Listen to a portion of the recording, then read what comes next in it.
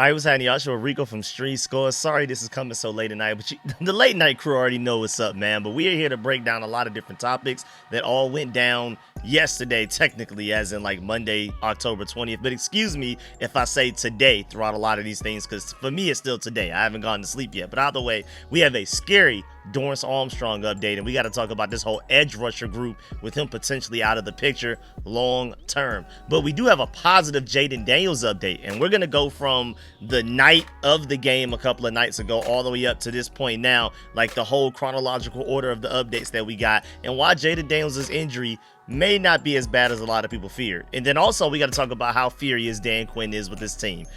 Since he's become our head coach, nobody has ever seen him this upset with the team. We're going to dive into all of the things that he said about the game, about what's going to happen in the future, and of course we got to visit the conversation of, is it time to fire Joe Whitt Jr.? Who's a potential candidate to replace him if we were to? But before we get into everything, make sure you still follow that like button, still follow the subscription button, still follow the bell next to that subscription button so you get notification each and every time I release an informative and opinionated video just like this one. Make sure you stay tuned to all of the content. Really appreciate y'all for supporting every video like the way that y'all do, man. Shouts out to my watch to the end gang, man. Shouts out to everybody that donated to that stream too. Everybody that pulled up, watched that game live, stayed all the way to the end, donated, left likes too. We can't skip over y'all, man, because for that game to be as depressing as it was, and if y'all to stick around that long, that means that y'all stuck around purely for me, and that's really appreciated, man. Appreciate all of that support. And again, shouts out to Watch to the End gang, shouts out to the Late Night crew, and shouts out to Noti gang. Now let's go ahead and dive into this video right now, man. Let's get it.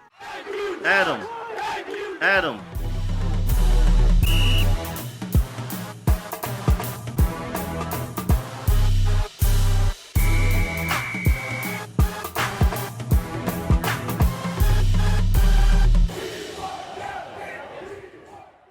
All right, so let's start with the Dorance Armstrong injury update first. Well, it came out sometime early afternoon, technically again yesterday, but again, it feels like for me earlier today. It came out the defensive end Dorance Armstrong will be out indefinitely as he suffered a knee injury versus the Cowboys per Josina Anderson. He is seeking a second opinion regarding his injury, and it didn't take long. It did not take long for us to get a bigger update than that. But again, just real quick, according to longtime NFL insider Josina Anderson, defensive end Dorance Armstrong is expected to miss an extended period of time with the knee injury that he suffered 4 plays into the loss against the Cowboys. Of course, it's a big blow for a guy that, I mean, he was doing really well for us. Entering that game, he was 5th in the NFL in sacks. Like, out of the entire NFL, he was 5th with 5.5. He gets hurt only 4 plays in. That's insane. But again, then we get an update an hour after that, and Dan Quinn just come out and says, quote, he's got a significant injury, is going to knock him out, unquote. And in other words, Quinn officially confirmed that Dorance Armstrong's injury is season ending. And that really hurts, bro. That really, really hurt, man. I was sick when I saw that news. I mean, I was sick immediately during the Cowboys game when I saw him like kind of limp off the field real quick. He tried to hurry up so that the Commanders wouldn't have to use any type of timeouts or something like that. He was trying to go as quickly as possible, but it didn't look good because we already knew that he was hurt coming into the game. Remember, the week before against the Bears, he was already a little bit banged up coming into that game, but he ended up trying to fight through it. Then he came out of the game at some point because of the injury. Then he came back in the game, got a sack. Then he went back out of it. Then he went this entire week leading up to the Cowboys game without practicing one single day, one single practice. He tried to go in there against the Cowboys and then ended up hurting himself even worse 4 plays in. So of course it's like, man, I feel like this could have been avoidable, but most importantly, more than anything else, bro, I hurt for him, bro. He was having a career year. You could argue he's been the best player on our entire defense this year, bro. He was working his tail off. It started all the way back in training camp, man. And so of course a lot of people are wondering like if activating him was a massive mistake. You know what I'm saying? You know, he didn't practice at all throughout the week, so should we have just held him out going into that game, just like how we were precautionary with Deebo Samuel? We erred on the side of caution for him. Why didn't we do the same thing with Dorance Armstrong, bro? With both of those positions happening to be the 2 positions on our team that have been hit by the injury bug the most, the wide receiver position in the edge rusher group. But then Dan Quinn said in his press conference that the injury that Dorance Armstrong just suffered that's keeping him out long term is unrelated to the hamstring injury that it bothered him coming into the game. But even with that, I'm like, well, maybe even if that's true, that's even if that's a big, like a huge if that is even true, then even so, is you still got to look at Dan Quinn and those guys crazy, because maybe the new injury came from overcompensating, worrying about the old injury. You know what I'm saying? You never know. Like a lot of players, like remember KD, like one leg had an injury and then trying to overcompensate for that, he ended up injuring the other leg. It happens all of the time in sports. So even if it wasn't the same injury that just got worse, maybe that injury happened because he was so worried about potentially trying to avoid making the injury that he already came into the game with worse. Who knows, though? I'm not trying to speculate, but it is an ugly situation. And just in case, shouts out to Mark Bullock, because here's 7 seconds of the exact play where Dorance Armstrong suffered his knee injury. As you can see, he landed awkwardly when diving inside, and he immediately pulled up. So you could just tell that even he could tell immediately, yeah, this went pretty bad, bro. And again, I just, more than anything else, I feel so sorry for him, bro. He put in so much time in blood, sweat, and tears throughout the entire offseason, man. And again, he was 5th in the NFL in sacks. His whole contract is just riddled with a whole bunch of incentives of you reach a certain amount of tackles for losses, you reach a certain amount of sacks, and you get so much more money. Once he reached 5 sacks, he got an extra like $250K or something like that. And then once he would have reached like another milestone, he would have gotten a lot more money again. And it just really sucks that he was on the way to having his best season of his NFL career by far, and then this happens, bro. So I'm for more than anything else, even as a Commanders fans, of course I'm sad because now we lost yet another edge rusher, arguably the best player we've had on defense all season. But even just beyond that, bro, I feel for Dorance Armstrong himself, man. And hopefully he can recover, get well soon, and maybe he'll be back next year to go right back to doing what he was doing this year pre-injury. And maybe Dan Quinn and those guys will know going into next year, hey, man, maybe it's just not worth it throwing guys out there. We'll see what happens, though. But John Com even said, losing Armstrong is a brutal blow to a defense that has struggled. They have now lost 3 defensive ends for the season. Armstrong looked good in camp and carried that into the season. Again, mind you, Dorance Armstrong led the team with 5.5 sacks. Of course, he leads the team with 5.5 sacks because, again, he was 5th out of the entire NFL in sacks before going into that Cowboys game. So this guy was having like an all-time year. He was literally headed to a Pro Bowl. He was on pace to get like 17 sacks this season. Like it was insane. And then on top of that, not only have you lost Dorance Armstrong, you've already lost 2 starting edge rushers before him.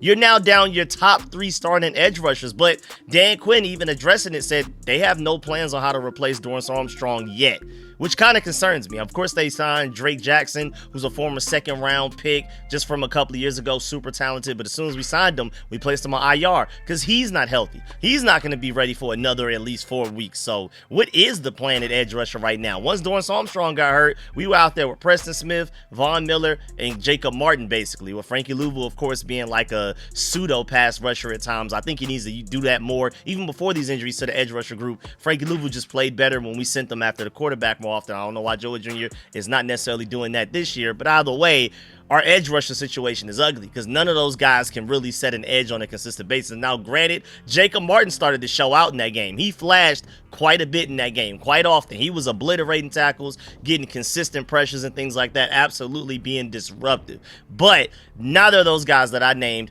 are edge setters, bro. We are pretty down bad. I mean, shouts out to Ben Standig. He said, here's the list of all of the Washington Commanders active defensive ends who weigh over 250 pounds.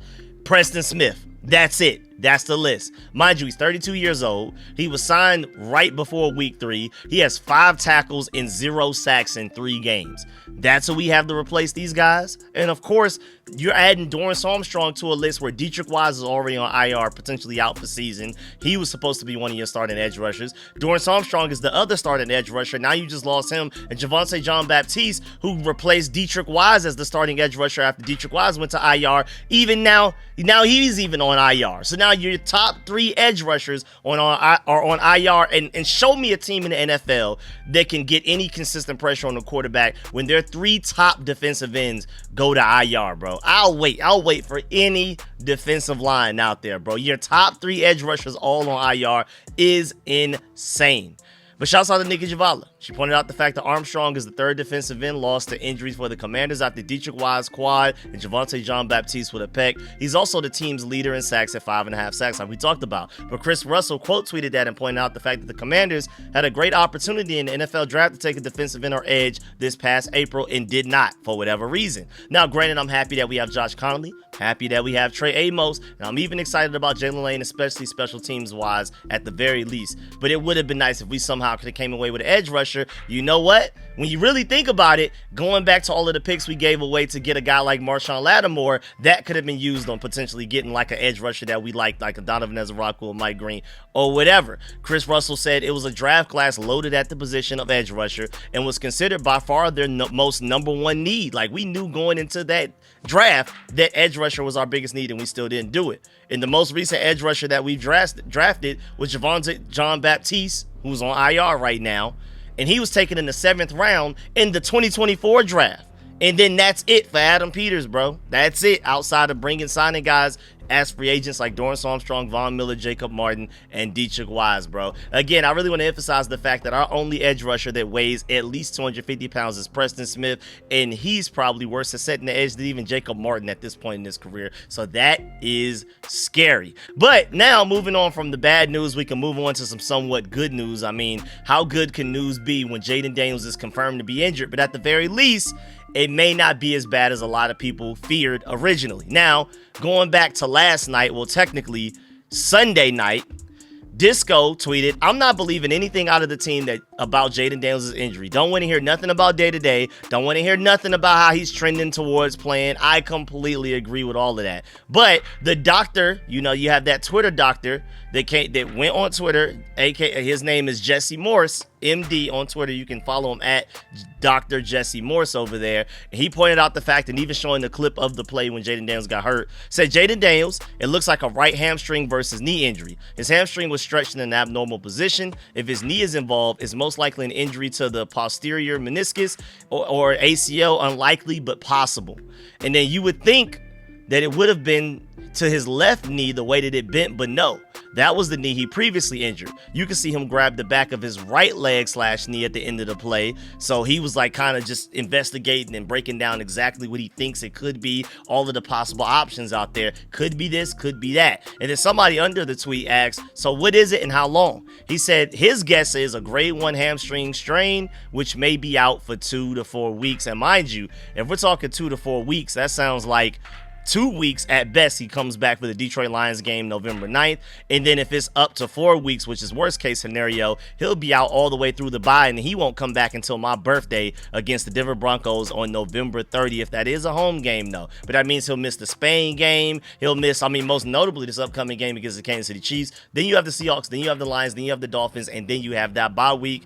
We'll see when he comes back, man. Hopefully, he comes back as soon as possible. But a lot of people are saying, man, don't even throw him out there if he doesn't have all of his wide receivers to where, like I kept saying, a lot of people were blaming Bill for that loss. And like, why is Bill suddenly not able to run the ball? Why is this offensive line, we bring Cosme back and now we can't run the ball? It has nothing to do with Bill nor the offensive line. They are still great at their jobs. The problem is, teams, including the Bears and the Cowboys, were adding guys to the box. They're stacking the box with 7, 8 guys. We only have about 5, 6, at most 7 to block them. They're sending more guys than we can block. There's nothing you can do. We have no threats on the outside with Debo, Terry, and Noah Brown all hurt. So now even the Cowboys, who ran the least amount of man coverage so far this NFL season until they played us, ran nearly 50% man coverage at a ridiculously high rate just because they knew we didn't have any receiver threats on the outside. So now they could just man up on each receiver, and then everybody else is focused on stopping the run. You can't run the ball against that. So it's really going to be until we get Terry and Debo back healthy. Again, I'm not even considering Noah Brown. If he comes back, great, but I'm not dependent on him. But if we can get Terry and Debo back onto the field and healthy, maybe things can be different. Maybe our offense can go back to being explosive. Maybe Bill can go back to getting 2 touchdowns in the game or running for over 150 yards and things like that. Until we get our receivers back, it's just not going to really be possible. So that's why some people are saying maybe we should just go ahead and rest Jayden Daniels long term as well. And that if anything, err on the side of caution. Some people even saying shut him down for the season. I wouldn't say do all of that because I still believe that, I mean, we only have 4 losses. I know it's ugly, but if at least our offense can get back healthy, we can get our receivers out there, maybe we could just outscore teams. We can outscore teams when you're losing your top receivers, and defenses are doing things they've never done all season against you because you don't have your top receivers. So I understand why you may want to sit Jayden out at least until Terry and Debo come back, but once those guys are back, we can probably go out there and go back to being a dominant offense.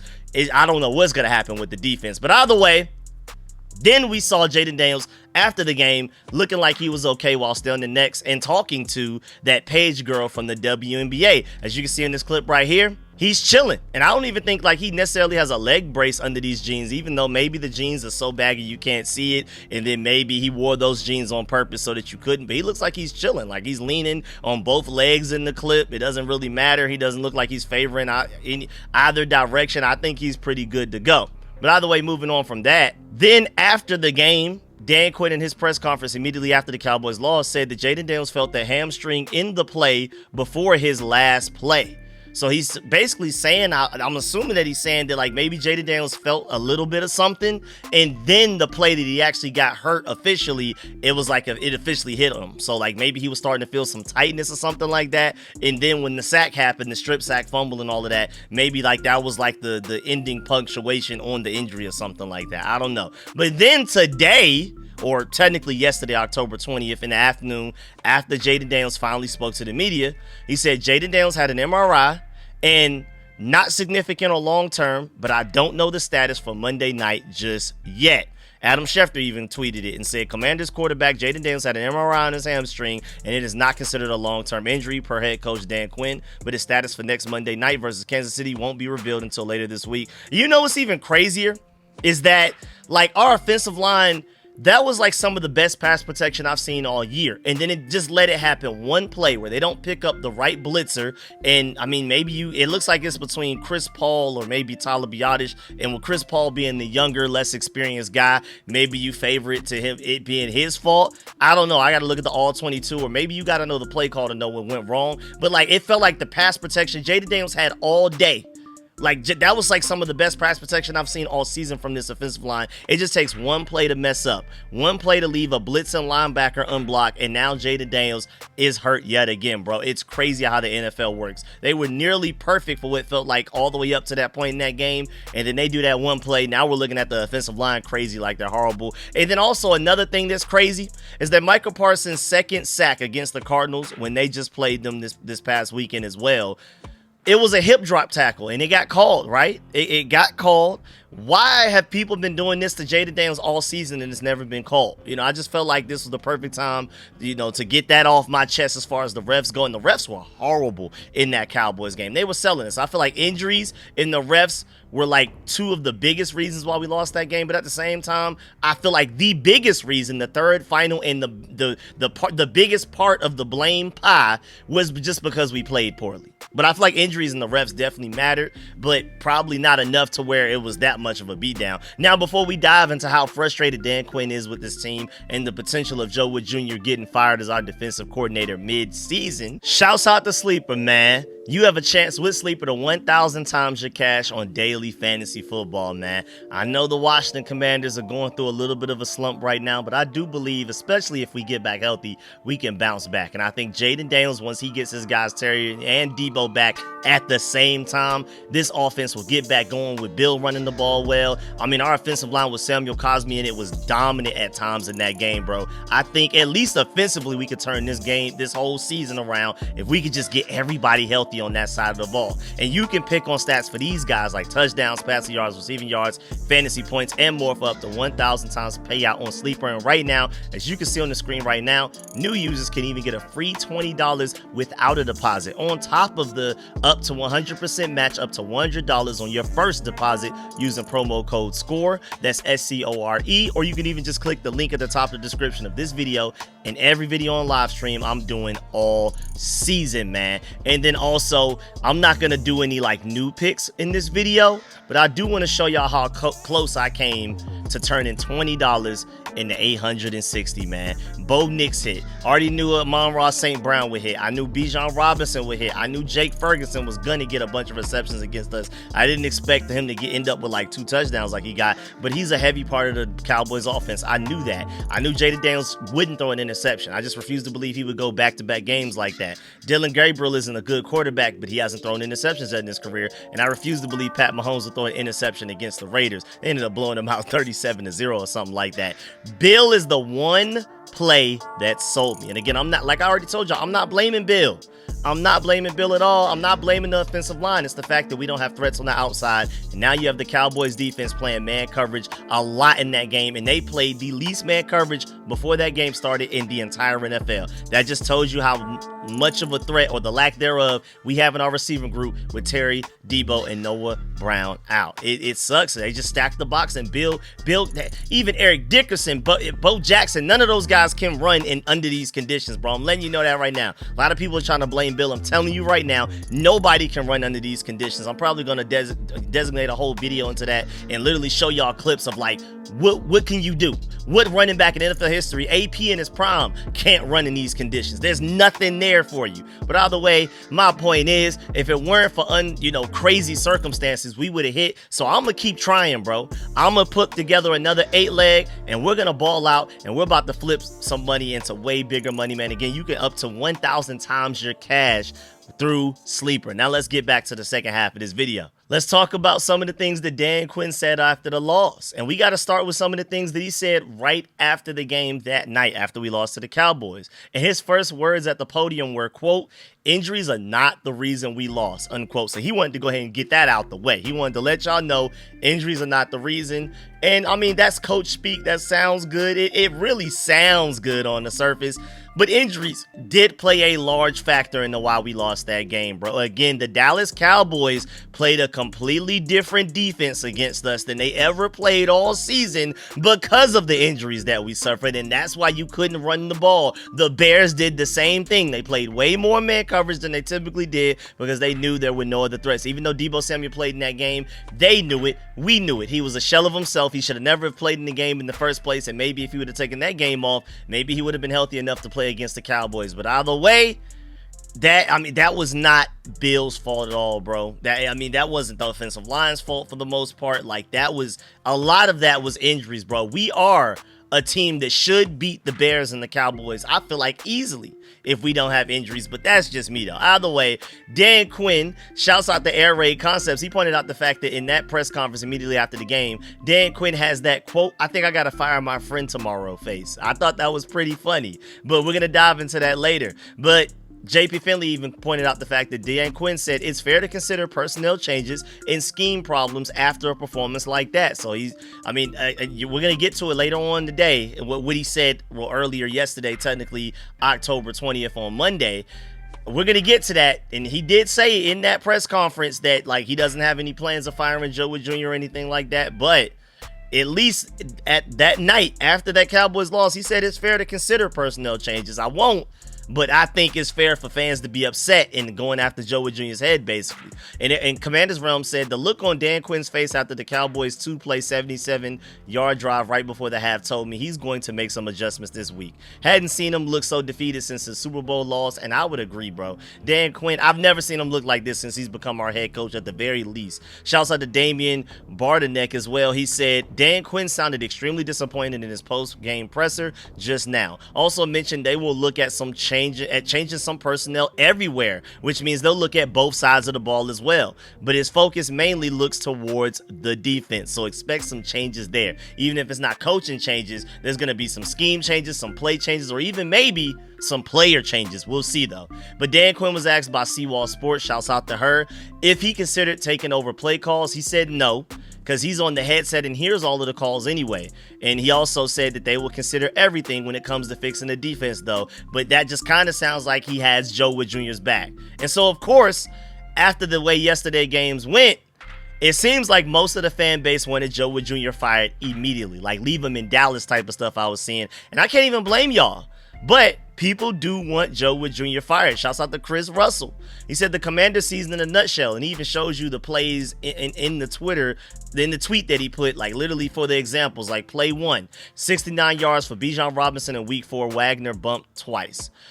Number 2, Swift 55-yard touchdown in week 6, Quan Martin bumped by Lattimore. Number 3, Lamb 74-yard touchdown as 2 Commanders, Marshawn and Quan, collide, bro. Literally the season in a nutshell. We're like taking ourselves out on some of the most explosive plays that we're allowing defensively, bro. It's so weird. It's so weird. And then Grant Paulson also brought up a really interesting point with a really long tweet. He said the sudden idea that the Commanders don't have any defensive talent is weird to me. I'm not saying they should be a top 5 defense, but the results this year are worse than the talent. I agree. Cornerback they traded a 3rd, 4th, and a 6th for, who they pay $18 million to right now. That's Marshawn Lattimore. A cornerback they drafted in the 2nd round who was good. Trey Amos is hooping. He has his fair share of mistakes, especially when it comes to tackling, but coverage-wise, he's been really good, and he's been the best corner on the team. Cornerback they drafted in the 2nd round last year who was a budding star coming into the season, but for some reason this year struggling, even though he had a decent game. He had a better game against the Cowboys. I would say this was his best game of the season. Even though he had interceptions in the previous 2 games, it was like he was bad outside of those random plays where he got those interceptions. This was his most consistent, dependable game, even though he did allow some receptions against the Cowboys as well. It says safety room, AP called one of the best in the NFL this summer. Yeah, he sure did, with Quan Martin and those guys. 2 linebackers they signed in free agency and paid $12.5 million and $9 million a year to, respectively. That's Bobby Wagner and Frankie Louvu. A defensive tackle they paid $26 million a year, who has played in the Pro Bowl and is balling. So, I mean, and you could be, I'm assuming that's talking about Deron Payne, and he has been ball. He's been one of the best players on the team. He was arguably the best player on either side of the ball for us against the Cowboys. Then another defensive tackle they paid $15 million a year in free agency this offseason, who's been balling. Javon Kinlaw's been playing well as well. So, yes, they've suffered a few injuries, but nothing out of the norm of NFL midseason stuff. Now, I do disagree with there. I feel like we have arguably the worst injury bug in the NFL right now.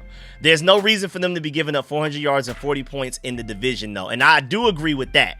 I don't agree with how, like, our injuries aren't that bad. I definitely push back against that. But I still feel like even with the injuries accounted for, this defense it's not that much of a lack of talent. A lot of this does fall on Joe Whitt Jr. And also, I don't know if y'all know, but the Commanders have the 4th highest paid defense in the league. And yet we're going out there and playing like one of the worst. Again, the Commanders are spending the 4th most money in the entire NFL on their defense this season. You have the Steelers with $163 million, then the Giants with $136, golly Steelers, then the Colts at $133 million, and then the Commanders at $128 million.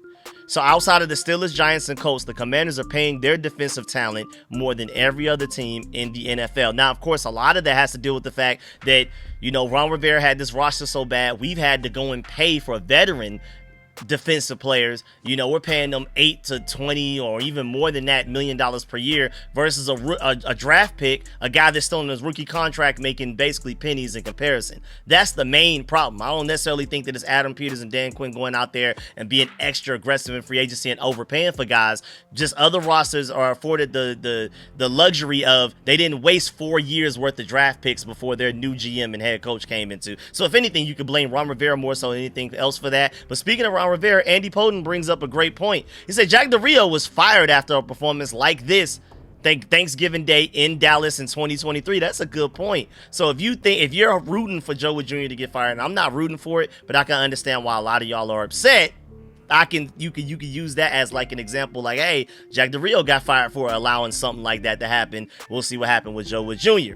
Now, Oblon brings up a good point. He said, what's frustrating is that we went through 4 seasons with a defensive-minded head coach where the defense was bad and it didn't improve, and it feels like we're doing that again.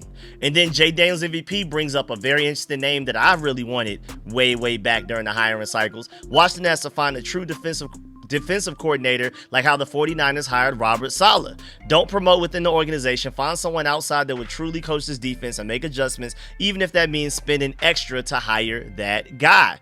And then Treg Too Cole brings up a great point about Robert Saleh. He said Robert Saleh is putting on a masterclass of how to coach a defense that lacks experience and stars. With a lack in name recognition, they more than make up for in effort and energy. Joe Whitt Jr. and Dan Quinn need to take notes. That is a great point, bro.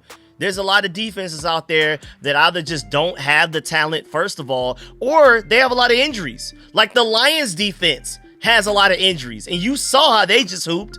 just against the Tampa Bay Buccaneers offense, where Baker Mayfield was arguably the leading MVP candidate going into this weekend of games, and the Lions defense missing a lot of their defensive backs, missing a lot of their guys and starters on their defense, still going out there and playing well. So again, I blame injuries for a lot of what's going on, but a lot of teams in the NFL have a lot of injuries as well. Maybe not as many as ours, but they're still finding a way to get things done defensively, forcing turnovers and all of that type of stuff. And then shouts out to Disco. This is the thing that concerns me the most. I completely agree with this. The tail of all of this is the regression of young players. You're telling me Mike Sainristil suddenly forgot how to play football?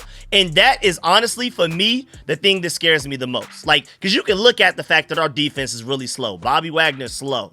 Frankie Luvu not playing like how he played yesterday. I don't know. last year, I don't know why Joe Jr. isn't using them the same way, but like that's something that you can see. Bobby Wagner, we need somebody to replace him that's faster. You know, Frankie Luvu, we need to use them differently. Like there's certain things you can point at and there's obvious answers. I have no idea why Mike Sainristil just suddenly took a step back. Maybe you can blame that on the fact that he's playing inside instead of outside. I don't know, but like that's the scariest part. Like how did guys revert? Like, how did guys that were hooping last year suddenly, even just offensively, like how did Brandon Coleman go from being a good starting left tackle to not even a backup guard, inactive going into game days? Like, I mean, what is going on right now? And I also see people saying that we should just go ahead and promote Ken Norton Jr. to defensive coordinator from our linebackers coach. And that's an interesting idea, and I can see why people would say that. But at the same time, man, to hand them the defense after what is going through with the injury bug with this team, Will Harris is already out. The team's top 3 edge rushers are gone already. Like, to hand them the keys to a defense already missing that much talent is kind of crazy, because all you're going to do is end up making them look bad. Now, granted, maybe they do go out there and play better, but it's still not going to be like as great as what we hope as our fan base coming into this season. Now, even moving on from that, shouts out to Mike Halawadi on Twitter. He said the big one that I'm not sure if anyone's talking about is Wagner. We all love him, but having the man in the middle and able to cover is just limiting the defense as a whole. And I feel like this is a great time to kind of discuss some of the problems that we're having on defense, even outside of Joe Whitt Jr. But you can also blame Joe Whitt Jr. for this one as well, for even playing guys like Bobby Wagner as much as he is. And shouts out to Mark Bullock. He brings up a great point. Like, you can cover for it somewhat by blitzing them and rushing them with sim pressures. Worked a lot last year. Problem this year is that coverage outside is not holding up in man when they blitz. So even if you want to like get Bobby Wagner away from covering guys and you just want to send them after the quarterback and stopping the run, the guys on the outside, the actual corners and stuff, haven't been able to do their job to allow Bobby Wagner to do those things. And then the Tampa 2 sims have become a bit predictable. Offenses are ready for it. So Wagner is having to cover more and getting exposed more because of all of those factors. Also, shouts out to Marshall. He pointed out the fact that he heard on the radio that the Commanders are the oldest team in the last 10 years. Not only in the NFL this year, the last 10 years. He said, I get their patching holes, but they'll have to get younger around 5 for sure. Again, this is what happens. This is the result of Ron Rivera wasting 4 years worth of draft picks on this team, bro. And then this also comes with us overachieving a little bit last year because Jayden Daniels threw on a cape, and now everything's coming crashing down a little bit now that Jayden Daniels hasn't been perfect and everything looks a little crazy. But shouts out to Marcus Mosher. He said Washington gave up a bunch of picks to get older this offseason, and man, it really shows on tape. They are so freaking slow. Bleeding burgundy and gold says this, and I agree with all of this. Whole league knows it now too. Tom Brady even called us out for it live during the game, in the middle of the game against the Cowboys. It's scary. Shouts out to Sidonia Ave. He said AP and DQ can't be afraid to get younger, faster, and more athletic this offseason. But at the same time, do you remember that Adam Peters, every draft class that he's had since he's come here, since we hired him, the 2 straight years, he's had the highest average relative athletic score out of his draft classes and out of the entire NFL. Literally number 1, the highest, the most athletic draft classes out of the entire NFL.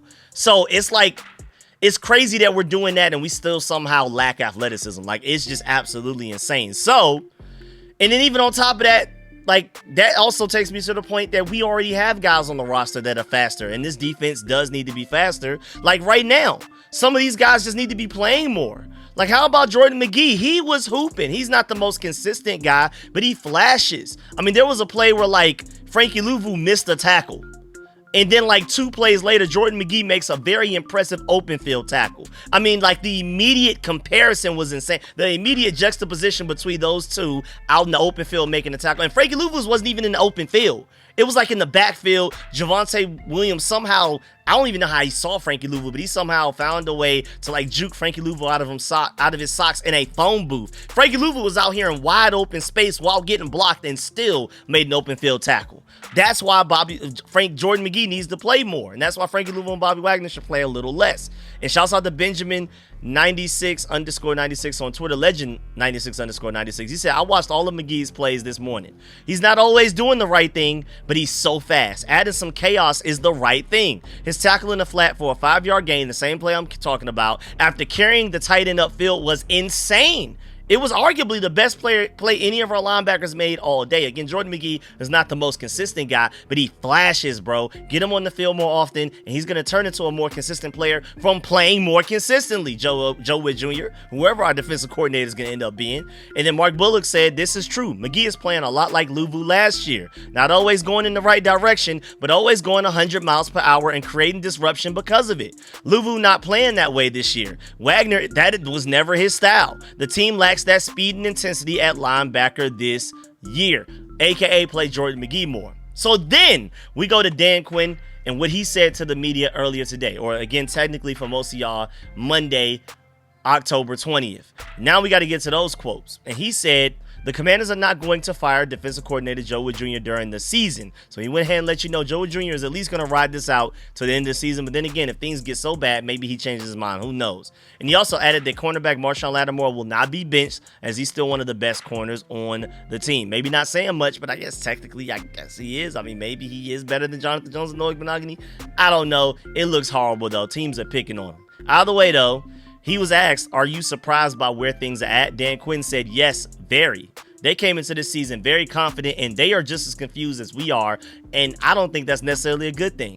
Also, Dan Quinn said, quote, the only thing that has been consistent right now has been our inconsistency, unquote. So I'm happy that he's willing to call out all of those things. I mean, it's obvious, very obvious. I mean, super, everybody can see it, but at least he's acknowledging it out loud. And then Rick Ozrag pointed out the fact that in this press conference, in comparison to the one that he had immediately after the game, he still looked really stressed. He still looked very peed off, and everything in between, and it was a sad scene to watch, bro. I wasn't able to watch it from beginning to end. I've seen clips, I've seen quotes, but I just couldn't watch Dan Quinn look that just upset, mad, dejected. It just looked bad, bro. But Dan Quinn again reiterated that injuries are not the reason that we lost, and Dallas just beat us and we beat ourselves. I'm not mad at that, but I do think injuries play a larger role than some people are acting like. Also, Dan Quinn talked about finding fixes for the defense. He said, quote, this is not a one coach, one player meeting. How do we collectively get better? And so I appreciate the fact that he's kind of like throwing the blame, kind of spreading it out to where everybody isn't just mad at Joe Whitt Jr., everybody isn't just mad at Lattimore. Let's just kind of keep this as a team thing so people don't get picked on.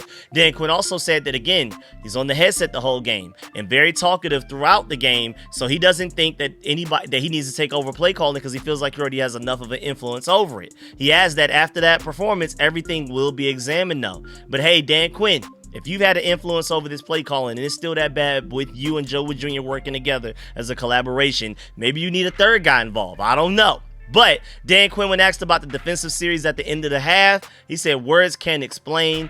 I was hot. And again, if you go back and look at the game live, he was sick to his stomach. He was so mad. I know he at some point, he was like cussing and yelling at everybody, walking up and down the sideline. He was super upset. And then JP Finley, the last thing we're going to point out, he pointed out the fact that, say what you will about DQ, but he doesn't throw people under the bus, probably why he's so respected by his own guys and others around the league. So at least Dan Quinn is keeping it classy, but man, it's ugly, bro. I mean, some people are saying maybe you should start throwing people under the bus. Maybe you'll finally get better results. But yeah, man, that's the end of this video. Please get in the comment section. Let me know if you feel about everything discussed in the video. Please still follow that like button, still follow the subscription button, still follow the bell next to that subscription button so you get notification each and every time I release an informative and opinionated video just like this one. Appreciate y'all, man. If you made it this far in the video, if you're still watching me, or even if you're just listening, even if you have me the phone in your pocket, whatever you're doing, you have the TV on, and you're doing something else. If you can still hear me or see me or whatever this late in the video, you are goated. I appreciate you and salute you personally. Shouts out to Watch to the End gang, man. And also shouts out to the late night crew. I'm recording this right now. It's still 2:42 a.m.